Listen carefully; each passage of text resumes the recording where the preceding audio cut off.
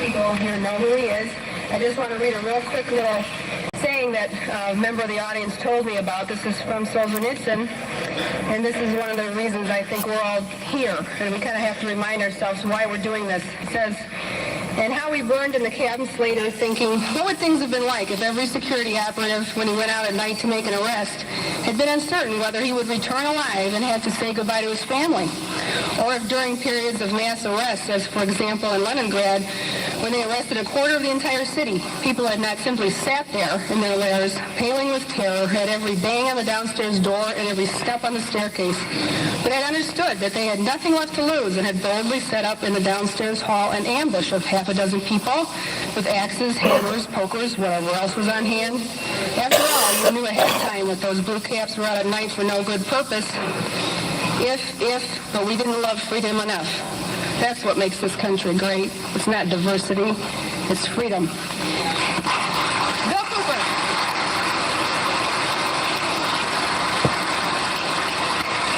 Thank you, Connie.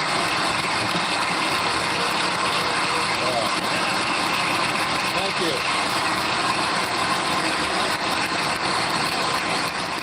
The late, great Bill Cooper, ladies and gentlemen. Well, you sure know how to make me feel very humble. Thank you so much.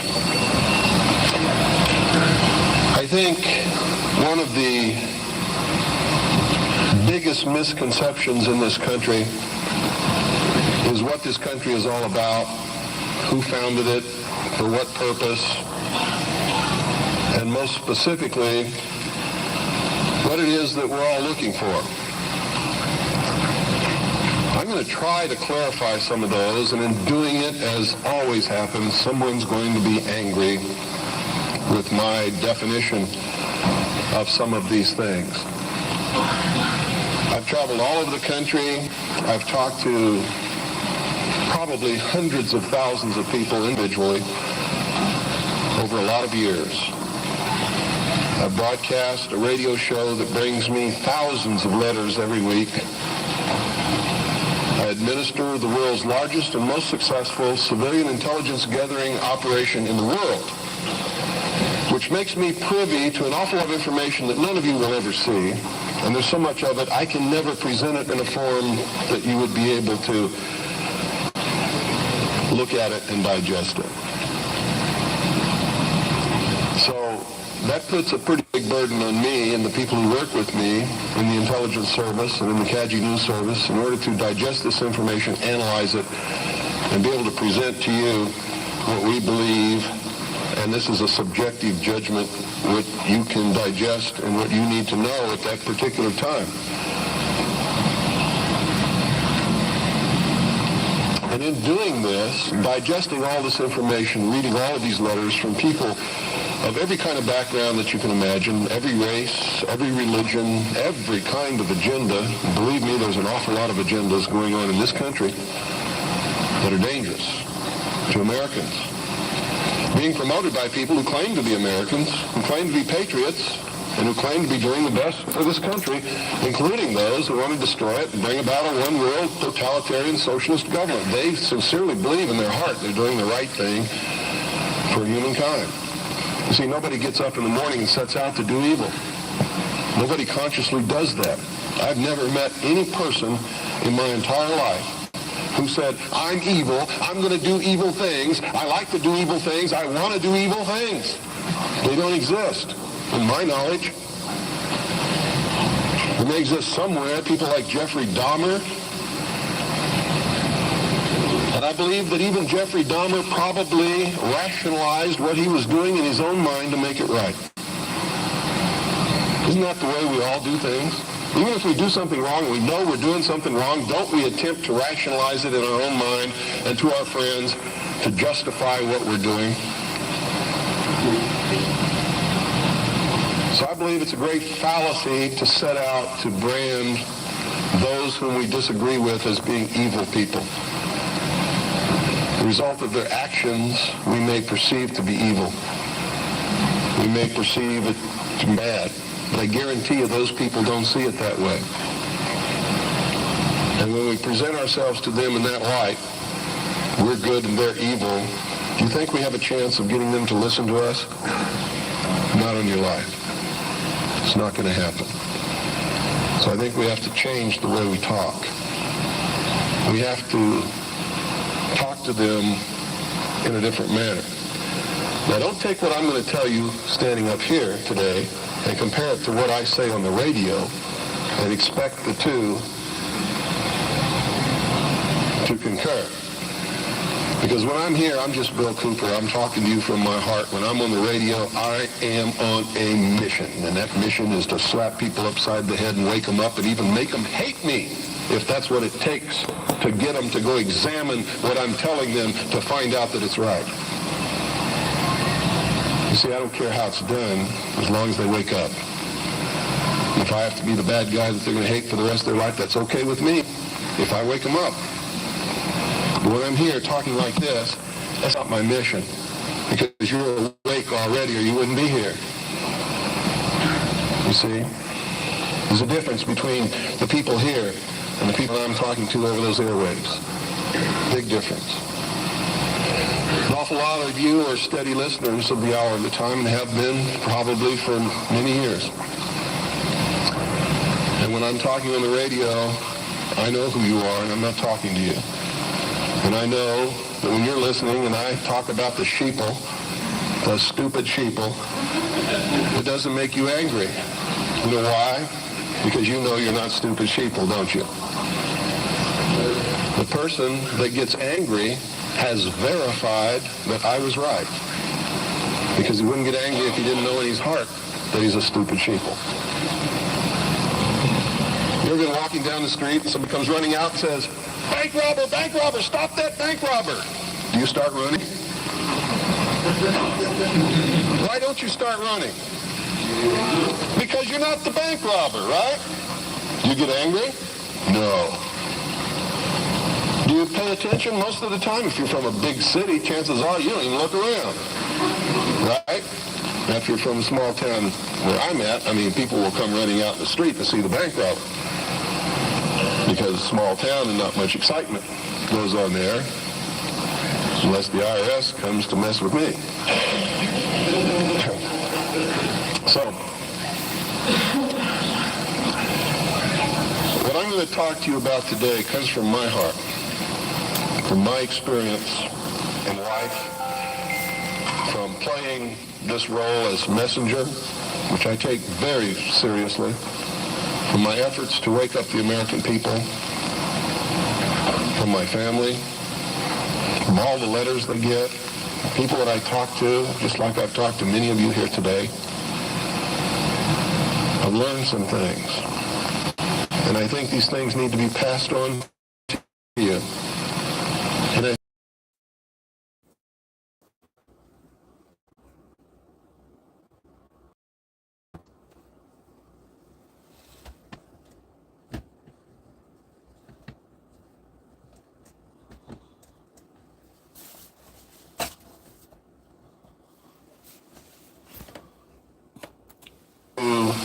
make it fit better into what we should really be doing. And I'm going to start off way back in history, folks, because that's really where it began. The human race is young in the whole scope of the life of the earth. We're just a young species, really. Haven't been around for a long time compared to everything else that's in this world. And I'm not talking about biblical years, and I'm not talking about theory of evolution years. I'm talking about from the time when you can see that man emerged on the historical scale of this world and began to affect other species and the world that we live in, and himself, by perfecting the ability to think. First original thought. See, there used to be a time in history when man was just like all the other animals. He didn't think. He didn't know good from evil. He existed and lived by instinct just like the other animals did. If you want to believe the record that we can look back and see written in stone. Okay?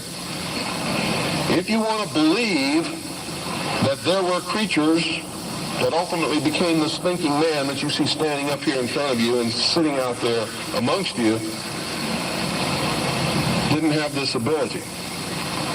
Now, if you doubt that, read Genesis in the Bible and you'll see that it's confirmed there. Wasn't there a time when Adam and Eve lived in the Garden of Eden? They were not to think. They did not know good from evil. They were just there to take care of the garden. Is that correct? So this concept and the biblical concept agree. Man just enjoyed what God had put there and sort of took care of the garden. Any dentist will tell you that our mouth was not made for eating meat. So ancient man most probably ate vegetables and nuts and things like that. Roots. Doesn't mean that I'm telling you to become a vegetarian, because I'm not. You see, I really believe in freedom. I believe you should eat whatever you feel like eating. That's your business. But that's known to people who study these things as the age of innocence. Something happened that brought man out of that state, and if you're talking from a biblical reference, out of the Garden of Eden and into the world.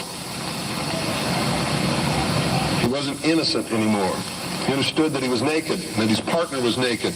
He could think. He could look around. He knew when something was good and when it was bad, just as we all do here. When somebody comes up to me and says, well, how do we know which is the right way to go? I know that person is setting me up to justify his bad deeds, and I won't do it.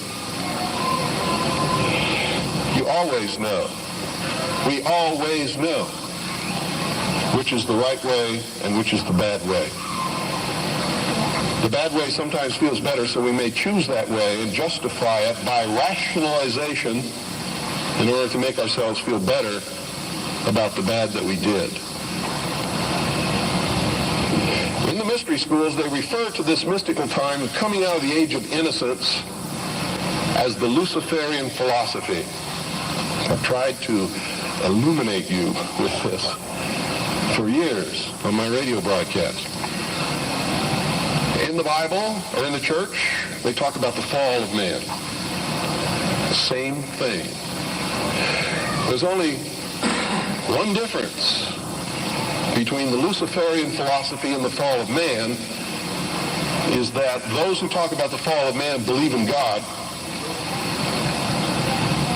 Whether or not they believe in a Savior, they believe in God.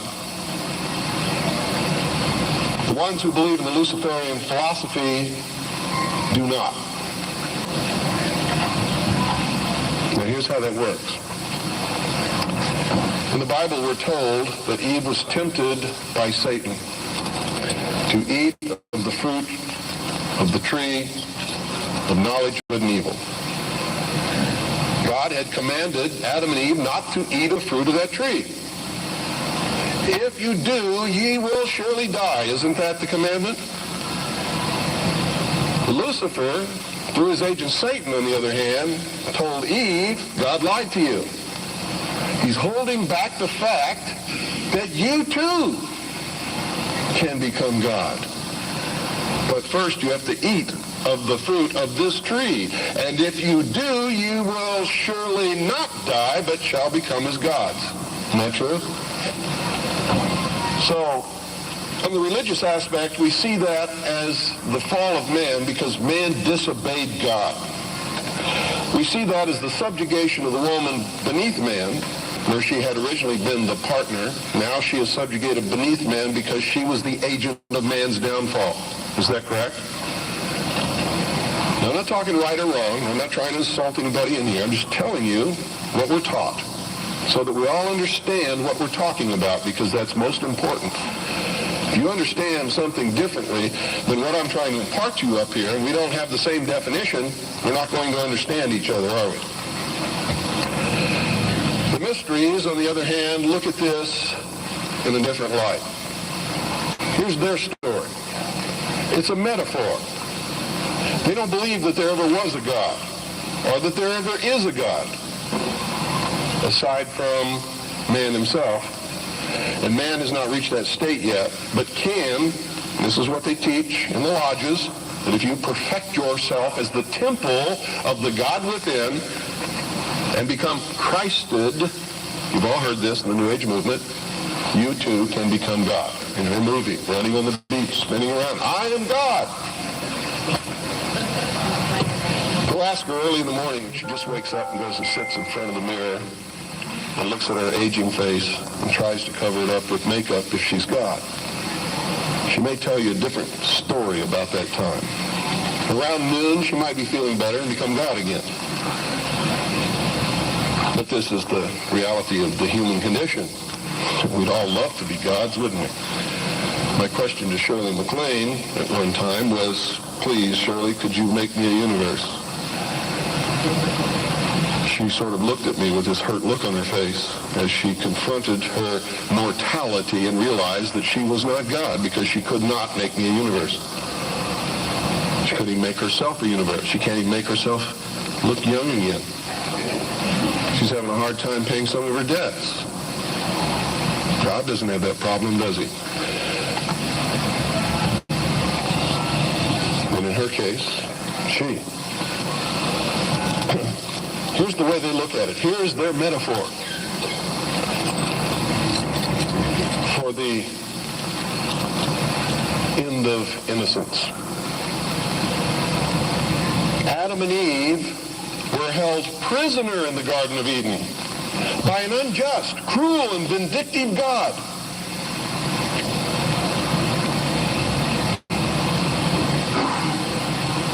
Until Lucifer, through his agent Satan, set man free from this garden by giving him the gift of intellect. Through the use of intellect, man will conquer the earth, will conquer nature, and will himself become God. It's taught in every Masonic temple in this land. Every secret brotherhood, every secret society, every mystical temple, every occult organization teaches the Luciferian philosophy. They do not believe in Lucifer. They do not believe in any entity called a devil, and they do not believe in God. It is a mistake for you to assume that they do. They are atheists in the strictest sense of the word. They are humanists. That's their religion.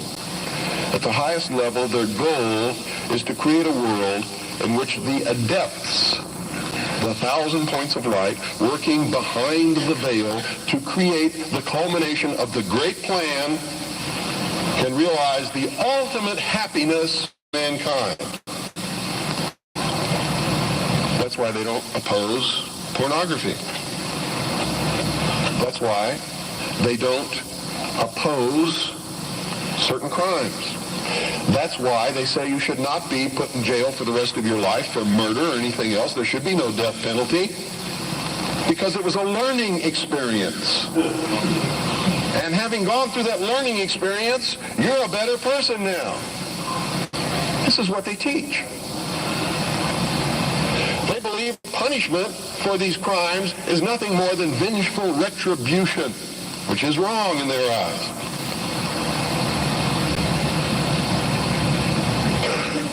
So these are really the two philosophies that we have competing with each other in the world today. Who brought man the gift of fire? Prometheus. Who was Prometheus? Lucifer. What was the gift of fire? Knowledge, intellect. Hasn't man created industry, culture, society, science from the use of one solitary thing? Fire. Without fire, none of it would have occurred. None of it. Nothing. There would be no society without fire. That's how it's represented in the ancient myths and in the mysteries. How art thou fallen from heaven, O Lucifer, son of the morning? What is it represented as? A bolt of lightning struck a tree. The tree burst into flames. Ancient man, if you watch the movie Quest for Fire, rushed up and grabbed one of the burning branches, and it burned his hand. He let it go.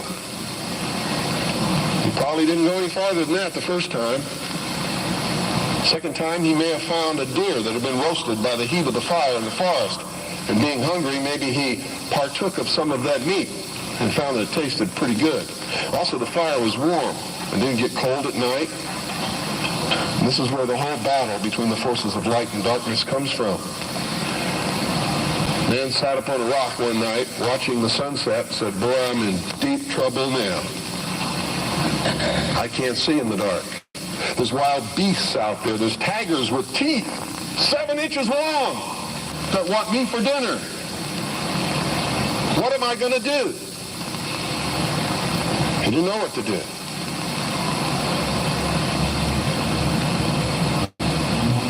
Neither would many of us put in that situation. But we would know one thing, we're in deep trouble.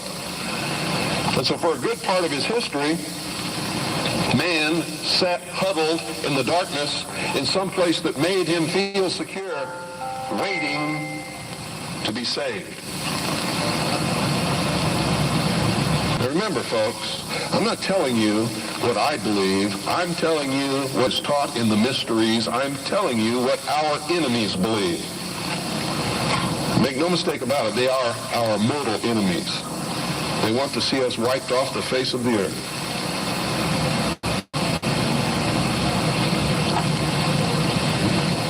Man huddled in this darkness, fearful, trembling, cold, hungry.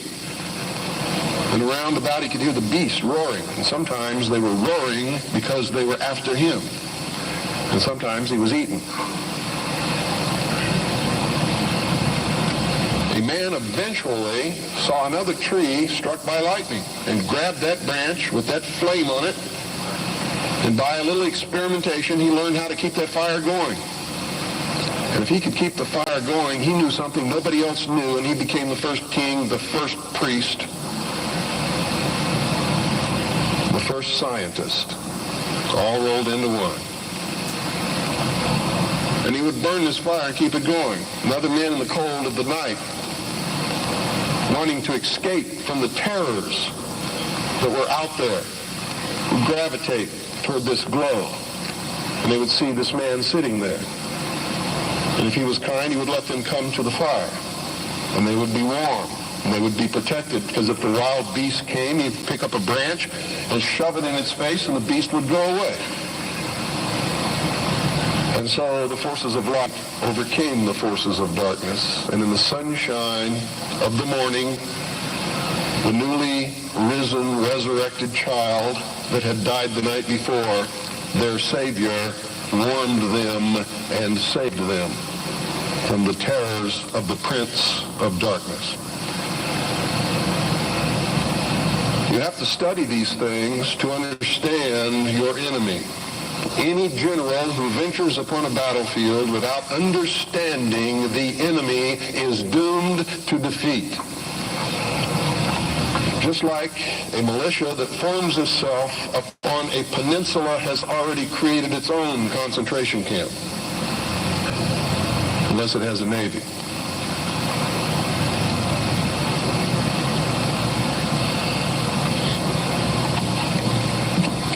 Damn good militia, I might add.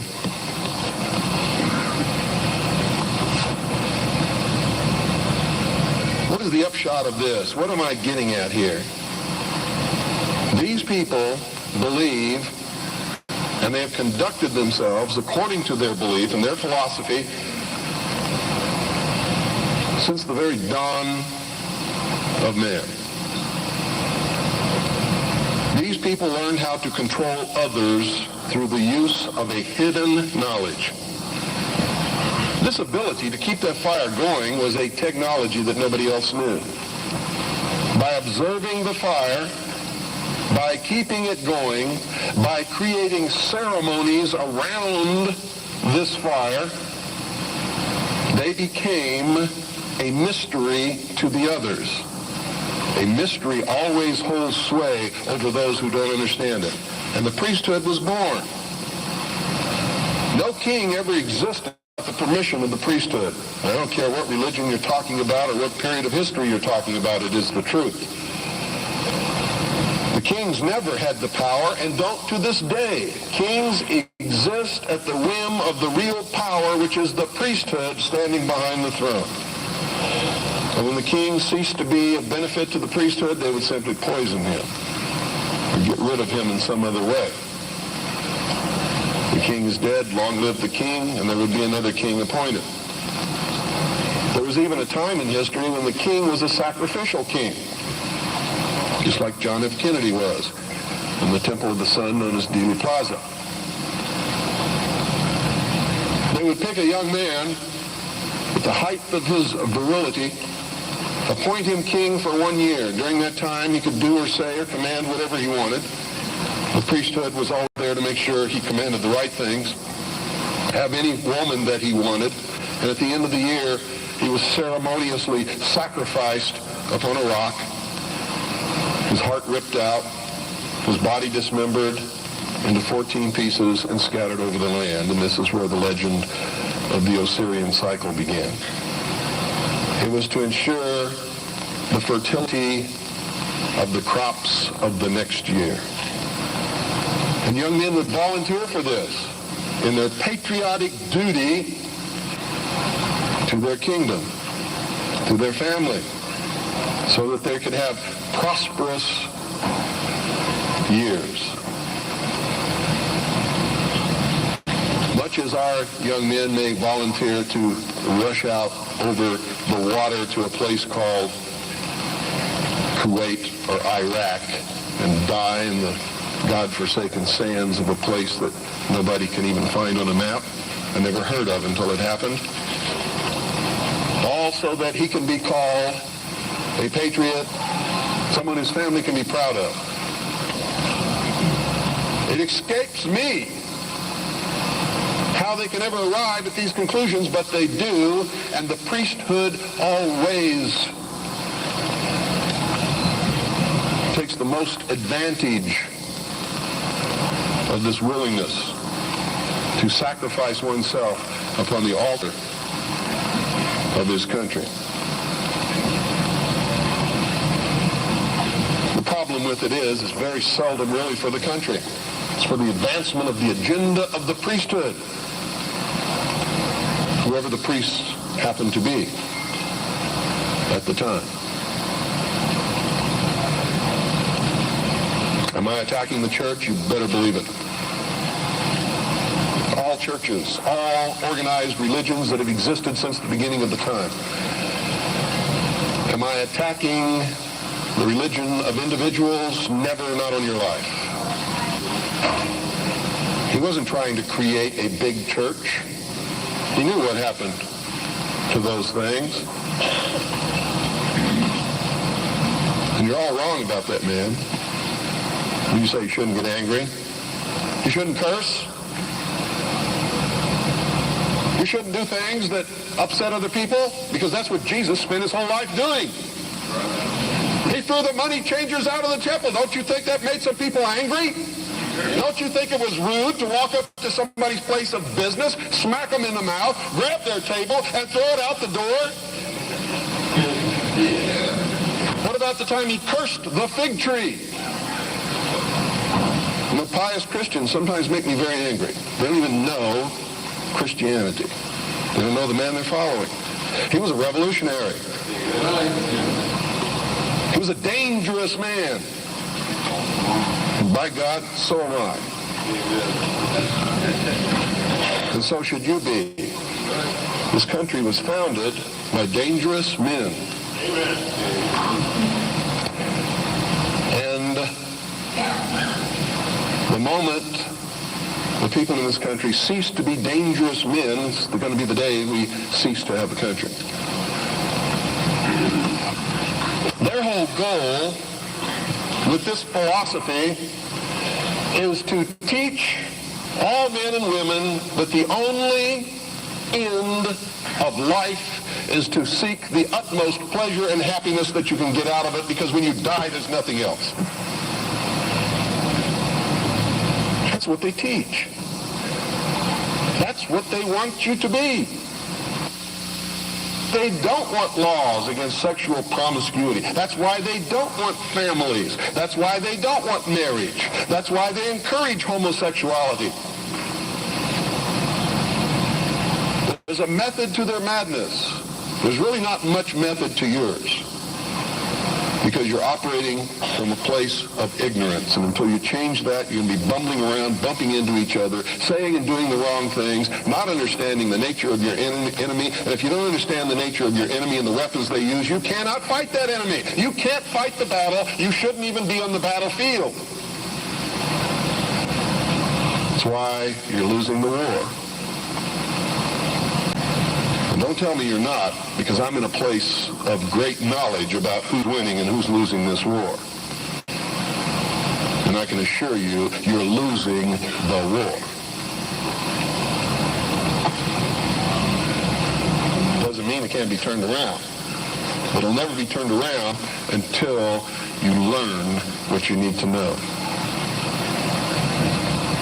You don't even recognize half the weapons that they use against you. And some of them seem so insignificant that you don't even try. They want to create a world where everybody is happy all the time, doing all of the things that, if you're from a good religious upbringing, is wrong to do. If you're not from a religious upbringing, but you have a good brain and you understand the purpose of morals and ethics, it's still the wrong thing to do. If you're a thinking person. And then the priests had an army. Oh boy, weren't they happy with that? Their whole purpose throughout history has been to teach a small number of people how to become adept at controlling everyone else and presenting their societies as desirable to the profane, so that you'll go knock on the door and say, hey, can I be a member and be initiated, with the promise of learning some great secret. What is that secret? The secret is what I have just told you this morning. The secret is how to control everybody else. And you never understand how to control everybody else until you get to the top of this pyramid of initiation. Most people never make it past the third step. All above that are carefully chosen and nurtured and taught. And Americans for all these years have been looking around for the enemy. They've never been able to find an enemy. So those who control them were able to control them even better by giving them an enemy. That's what Stalin and Churchill and Roosevelt determined at Yalta. Who was going to be the enemy post-war? Turned out to be Stalin. And there was going to be this phony Cold War so that the population would never discover the real enemy. And I'm talking about the population of the Soviet Union as well as the rest of the world. You see, the enemy has always been here. It's your uncle, your aunt, your father, your mother, your brother, your sister, your nephew, your nieces, who belong to the fraternal orders collectively known as the mysteries. The very highest degrees of which, combined together, make up a secret order known as the Illuminati. Their goal is to destroy all existing religions save theirs, all existing governments save theirs, and shackle the mob in a system of eternal oppressive debt chained to a computer for the rest of their life, in a propagandized world to make them believe that they are happy in this system. Now, do you think they're succeeding? Haven't I described to you just now exactly what is going on in the world today? Yes, they're succeeding. They're succeeding because the American people don't understand their enemy. They don't even know what's happening. People were extolling the virtues of Pat Buchanan and actually considering voting for that man for president, and he sent them all a postcard. And on the front of that postcard, he identified himself as a high priest of the mysteries. Because on the front of his Christmas cards that he sent to all of his followers was the penis of Osiris, the phallus, the obelisk, with a nice red bow tied around the base which represented the testes. You know what he was saying to you? Are there any children in here? He was saying, he was laughing at you. So was every other member of the Illuminati. He was a highly degreed member of the sovereign and military order of the Knights of Malta, which was taken over in the Peasants' Revolt in England by the Knights Templars, who had sworn revenge upon the old Hospitallers of St. John's, which later became the Knights of Malta because of their role in the suppression of the Templars. How many of you watch Trinity Network? How many of you watch Pat Robertson? You ever seen the cross in the crown? Do you know what that means? It's the symbol of the Templars. The Knights Templar. It is the symbol of the unification of the church and the government over the people. Is that what you want?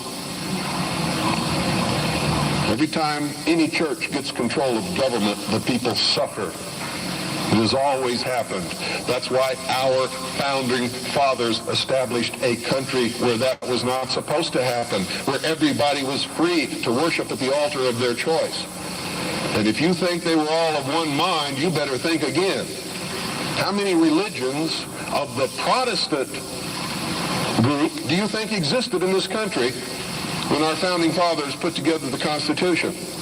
Over 1,500 different groups, all claiming they were right, teaching a different dogma, quoting scripture to justify what they said, and everybody else was going to hell.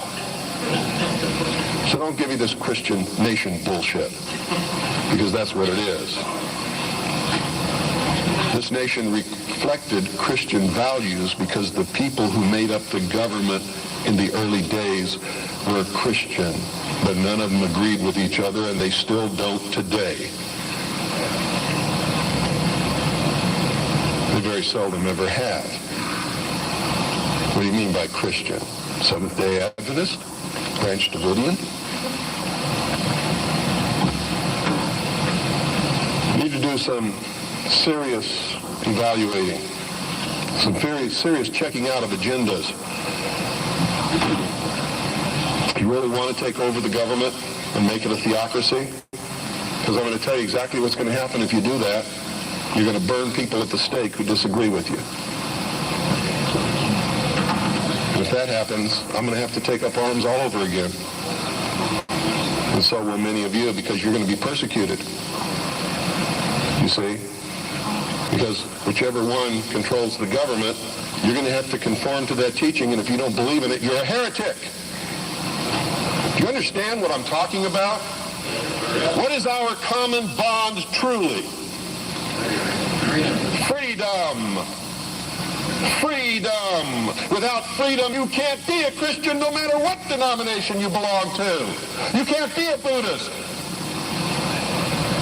You can't own a donut shop. You can't drive from here to Oregon. You can't be an American, because that's what it's all about, and that's the only thing that it's all about. Nothing else. Nothing else. It's about freedom. Freedom. Only freedom.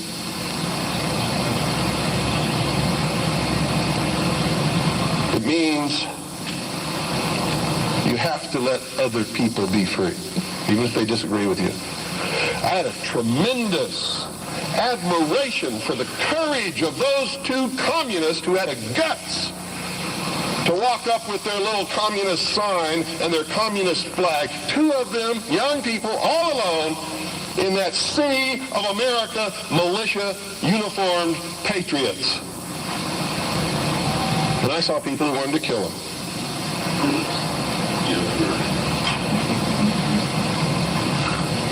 You know, I don't like their philosophy. They're misled, misguided. Communism is a terrible thing. But they had guts. I had a great respect for them. And I believe in freedom, which means there is no way in the world that we could have had that meeting on your State House grounds this morning unless they had the right to do what they did. And you'd better understand that. Because if you stop them from having their freedom to make their political statement, you have stopped yourself. You have stopped everyone. And that must never happen in this country. It must never happen in this country. Because if it does, there'll never be another congregation like this, and you'll never hear me speak again because I'll be dead. And so will most of you. This country's about freedom. Because only with freedom can you have all of the other things that everybody professes that they want. It's the only way it can be done. I hear all kinds of misconceptions and misstatements. I have the freedom of the press. No, you don't. No, you don't. The man who owns the press has the freedom of the press. And he can say in his press whatever he wants, but you can't. That's why I get angry with Americans when they say, the Jews control the press. Who sold it to them? How'd they get it?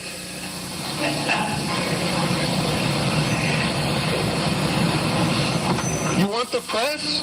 Start a press. You want to be on the radio? Do it. But stop whining. Stop bitching. Stop complaining. That guy that owns the press, that's his press.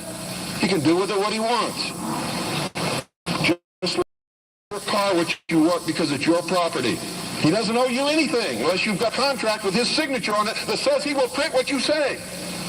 And if you can't produce that, he doesn't owe you anything. That's America. You know what's wonderful about America? You can have a press. I have a press. How many of you have seen my newspaper? That newspaper's no joke. It makes congressmen cringe when they see it. It scares the hell out of the enemy. You too can have a radio show. I'm going to teach you how just here in just a couple of minutes. You too can publish books like this. I did it. The Harvest Trust is the trust for my children. I'm not rich. I don't have anything. You know how I financed this book? I sold copies before it was printed to people who believed enough in me to buy them. I don't have any money. I have my family. And that's all the wealth I ever need. I don't make any money from my radio show. Veritas has operated in the red from the beginning. It probably always will. But I got something that you don't have. I have a free press. It's mine. And I get to say what I want. And I get to publish what I want and print what I want because it's mine. And I'm free. And it's my free press. That's why I don't care if somebody calls up my radio show and says they don't like what I say. Screw you. Get your own show.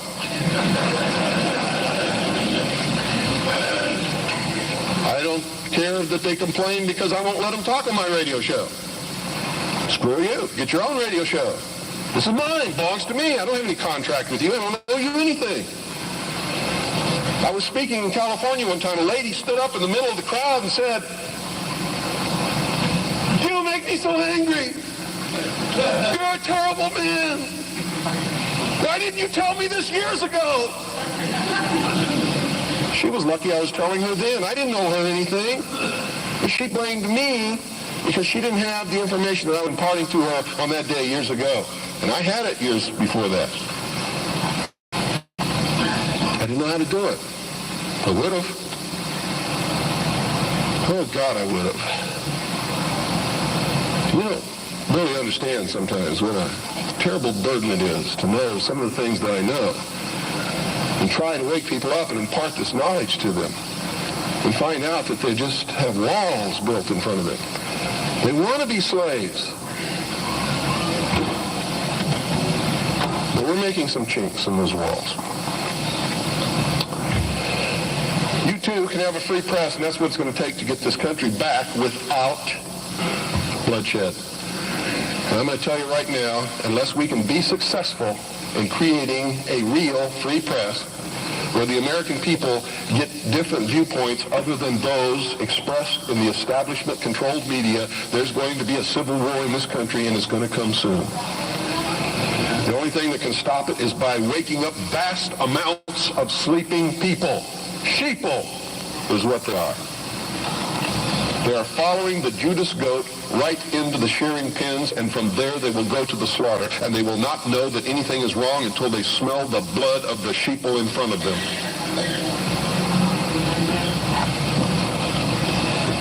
Anybody can publish a newsletter or a newspaper. Anybody. It is not expensive. It is not difficult. And everyone in this room should be doing it all across this country. And everybody that you come in contact with, you should encourage them to do it. And we should flood this nation with information. Not rumor, not opinion, not bullshit. Documented fact. Everything you print must be documented. If it's not, eventually people will stop reading your newsletter or your newspaper. Because all they have to do is check out a few things and find out it's not true, and you're finished. You must publish only documented fact. And you must stay away from printing articles from people who will not document as fact what they put in their articles. That's why my broadcast scares the hell out of socialists. That's why in a White House memorandum I was named as the most dangerous radio host in America, not because I'm going to go out and shoot somebody, but because I shoot documented facts which cannot be refuted. That's why. That's what's dangerous. Seek ye the truth, and the truth will make you free, and nothing else will do it. Jesus Christ has never lied to anybody. Why won't you listen to him? Don't spread a rumor. Spread the truth. Document it. Prove it. Make it irrefutable, and you too will become dangerous to those who admire us in lies and enslave us in socialism. Anytime any system makes you dependent upon anybody or anything or any system, you are enslaved. Understand that. It doesn't have to be chains of iron. You don't have to be hanging up on a wall. You just have to be obligated. That's all it takes. You too can have your own radio station and broadcast anything that you want. You can broadcast your own shows. You can be your own host on that show. You can broadcast tapes of other shows. We encourage people to buy satellite receiving stations across this country, purchase a very simple FM, low-power transmitting kit, and set up their own FM radio station in their hometown. And we now have over 670 people across the nation. It's not expensive. If one person cannot afford the cost, what is wrong with 8 or 10 or 15 or 20 of you getting together, pooling your money, buying one satellite receiving station, a small FM low-power transmitter, and setting up your own broadcasting station? I hope you will broadcast the truth and not some agenda. You see, what happens when you broadcast the truth is you piss everybody off.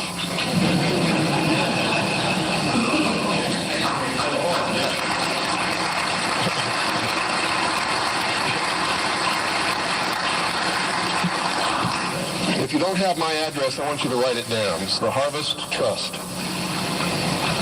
P.O. Box 1970. I'll repeat it a couple of times. Eagar, Arizona. Eagar is spelled E-A-G-A-R. Arizona 85925. That's the Harvest Trust. P.O. Box 1970. Eagar, Arizona 85925. If you have purchased Oklahoma City Day One, it's on the back cover at the bottom. If you don't have a pen and you would like to have the address, you can go up to my wife's table upstairs on the second floor and get one of our flyers. The address will be on the flyer. And all you have to do is purchase that equipment, set it up, hook it into the satellite receiver, and you're on the air with your own radio station within just a few weeks. Broadcasting the Worldwide Freedom Radio Network are your own shows, our other networks that are up there that are Patriot Broadcasting, such as Amerinet and others. Understand this, too. I'm not trying to tell you what the truth is, because sometimes the truth is extremely difficult to find. And sometimes we believe we're broadcasting the truth, and it turns out we really aren't. But if we find out we aren't, we must be willing and instantly able to go on the air and say we were wrong and correct it. That's a responsibility that we all have to carry. It's embarrassing. I've had to do it several times because I'm a human being. I make mistakes too. The only difference being when I make a mistake, it's usually not forgivable. It's what happens when you become a public figure. Your wife can make a mistake, but Rush Limbaugh never. Right?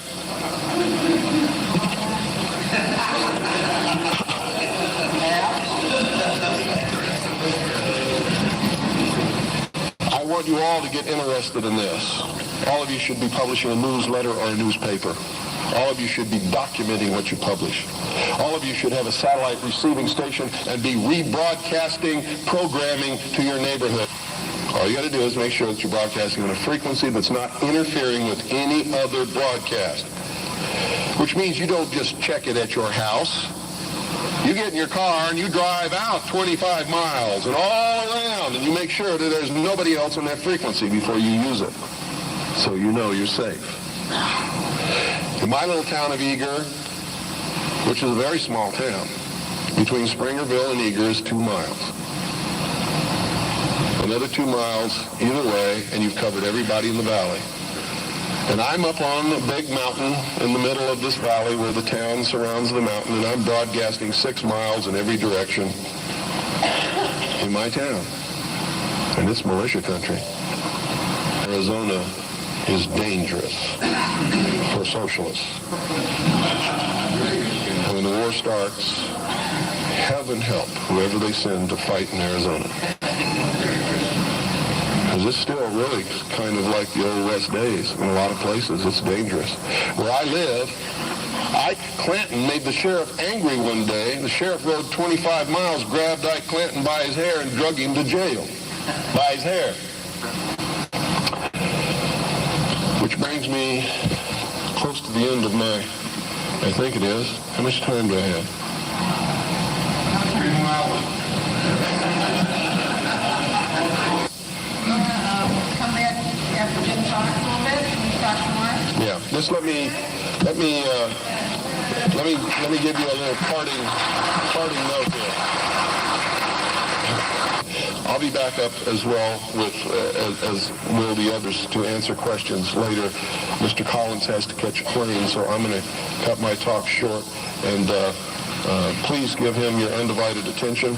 I'm going to tell you right now, because I deal in reality, I'm going to vote for Charles Collins, but at the same time, I'm a realist. And everybody in this room should be voting for Charles Collins, but at the same time understanding he's not going to be the president of the United States. Okay? And I'm only telling you that so that you're dealing in reality. Okay?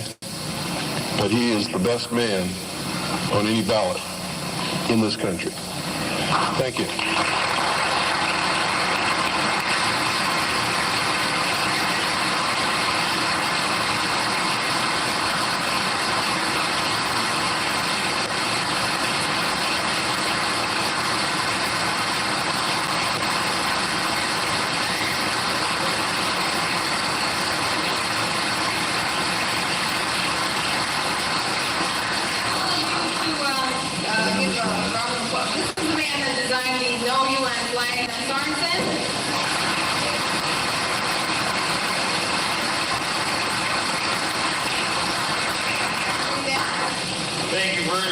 Phil, for coming in. And this is, should you read the other ones too? Or? Go ahead.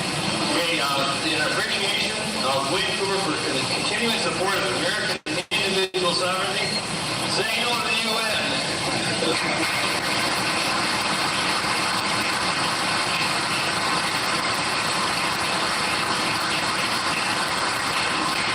I have this crazy dream about some folks who love this country, who all tend to dream the same dream. And when the morning came, there arose across this nation people thinking one and the same. And they all find their freedom and all their liberties had gradually been taken away. And when they realized the danger to their posterity, I heard those patriotic people say, we want this country back. We ain't just joking, Jack. We want our liberty and our dignity and our freedoms and our rights restored. We want this country back. She's been driven way off track. We're wide awake and we're madder than hell now. And we ain't gonna take it anymore. No, we're not gonna take it anymore. Remember golden days when the stars and stripes forever symbolized.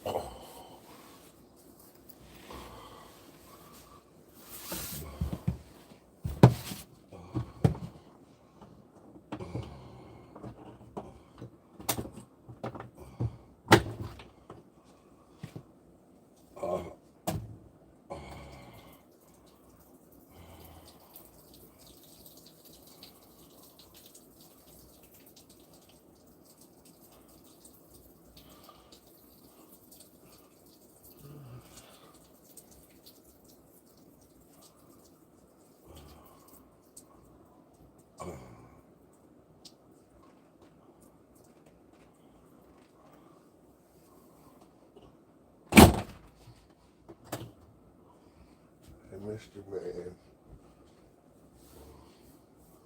And Mr. Big Man.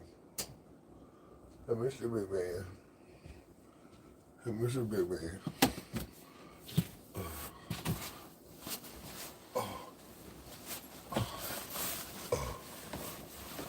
All right.